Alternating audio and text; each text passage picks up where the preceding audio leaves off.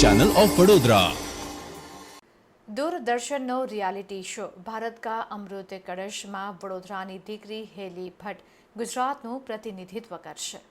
આવતીકાલ તારીખ 24/2/2024થી શરૂ થતો ભારત કા અમૃત કલશ નામનો એક રિયાલિટી શો જે ડીડી નેશનલ ચેનલ ઉપર સમય સાંજે 7 થી 8 કલાક દરમિયાન દર શનિ રવિના રોજ પ્રસ્તુત કરવામાં આવશે, જેનો ઉદ્દેશ ભારત દેશના વિવિધ રાજ્યોના ફોક સંગીતને ભારત સરકાર દ્વારા એક આગવી ઓળખ આપવાનો છે। તેમાં ભાગ લેતા કલાકારો પોતાના રાજ્યોના ફોક સંગીતની રજૂઆત કરશે। આ કાર્યક્રમનું માર્ગદર્શન મહાગુરુ કૈલાશ ખેરજી, કે જેઓ ભારત દેશના ખૂબ જાણીતા ગાયક કલાકાર છે, તેઓ આપી રહ્યા છે।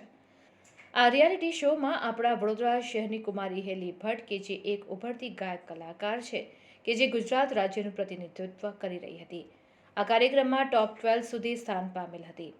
ભારતના લગભગ 28 રાજ્યોમાંથી આ કાર્યક્રમમાં ભાગ લઈ રહેલા 80 જેટલા લોક કલાકારોમાંથી કુમારી હેલી ભટ્ટની પસંદગી થઈ છે, જે આપણા વડોદરા શહેર માટે ખૂબ ગૌરવની વાત છે।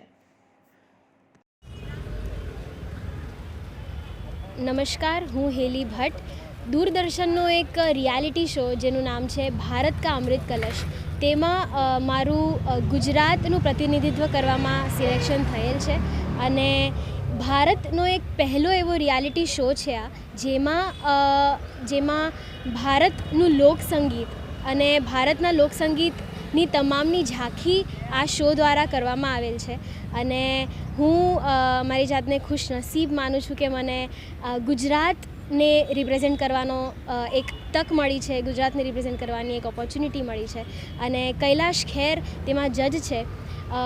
હું વડોદરામાં રહી વડોદરાની જે આપણને કલાનગરી કહી શકાય તેની